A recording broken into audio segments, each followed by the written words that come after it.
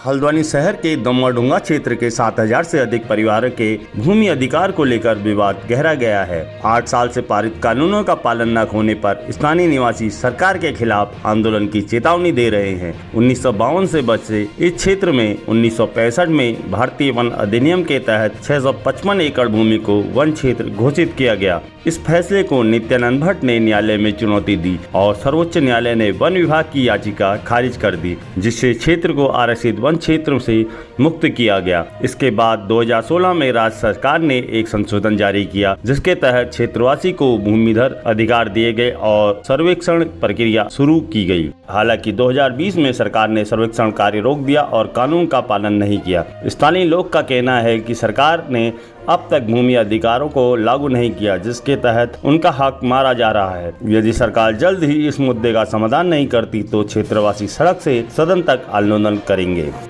एक ऐसा क्षेत्र है जहां ये अनुसूचित जाति बहुल क्षेत्र है और यहाँ पर लगभग 1952 से एक किस तरीके से विकसित हो गया। 52 के बाद मैं आपको बताना चाहता हूँ 1965 में वन विभाग ने प्रथम बार तो तमाम ग्रामवासी क्योंकि गरीब थे और इतने कानून की उनको जानकारी नहीं थी, तो उसमें कुछ लोग निचली अदालतों में गए और जंगलात हमेशा नीचे से हारते वन विभाग, तो वो भी 1990 में खारिज हो गया। तो जब आरक्षित वन क्षेत्र 1990 में वो नोटिफिकेशन ही खारिज हो गया, तो उसके बाद ये क्षेत्र आरक्षित वन कैसे 8 एकड़ भूमिधर घोषित हो गए। वो कानून को जानकार थे, पढ़े लिखे थे, लेकिन जो लोग जो गए जब ये आरक्षित क्षेत्र से अनारक्षित हो गया। देखिए, दम्माडुंगा क्षेत्र के जो लोग हैं ये बहुत लंबे समय से यहाँ पर काबिज चले आ रहे हैं 52 से, और 2016 में हमारी तत्कालीन कांग्रेस शासित जो सरकार थी उनके द्वारा एक गवर्नमेंट अध्यादेश यहाँ पर लागू हुआ, जिसके तहत यहाँ के लोगों को राजस्व में सम्मिलित किया गया और उसके बाद एक विहित प्रक्रिया अपना करके यहाँ के लोगों को उनके मालिकाना हक दिए जाने थे। मगर बड़ा दुर्भाग्य है, आज 8 साल हो गए। 8 साल से कौन सरकार आपको पता है, सरकार अपनी जिम्मेदारी का निर्वहन नहीं कर रही और आज तक हम लोगों को रेगुलराइज नहीं किया गया।